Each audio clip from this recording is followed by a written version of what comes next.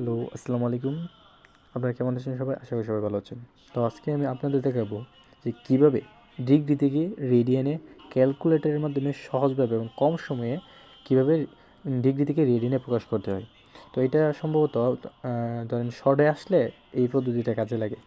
তো আমি আমার খাতার মধ্যে যে একটা সংখ্যা লিখে রাখলাম, আপনারা দেখতে পাচ্ছেন। এবার আমরা দেখাবো কীভাবে ক্যালকুলেটরের মাধ্যমে এটা সলভ করা যায়। যে আমার কাছে একটা ক্যালকুলেটর। প্রথমে আমরা মোডে ক্লিক করব।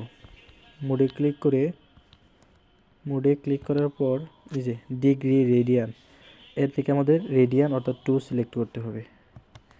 রেডিয়ান সিলেক্ট হয়ে গেছে। এবার আমাদের সংখ্যাটি উঠাতে হবে, যেমন 25 ডিগ্রি, তারপরে 55 মিনিটস এবং 46 সেকেন্ড।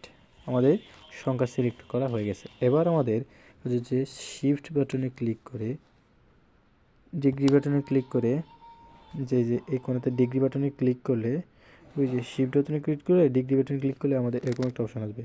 তো এখান থেকে আমরা এই বাটনে ক্লিক করে এই যে ডিগ্রি বাটনে ক্লিক করে সমান দিলেই যে আমাদের হয়ে গেছে 4.452। এটি হচ্ছে 25 ডিগ্রি 55 মিনিট এবং 46 সেকেন্ডের রেডিয়ান থেকে ডিগ্রি থেকে রেডিয়ানে প্রকাশ।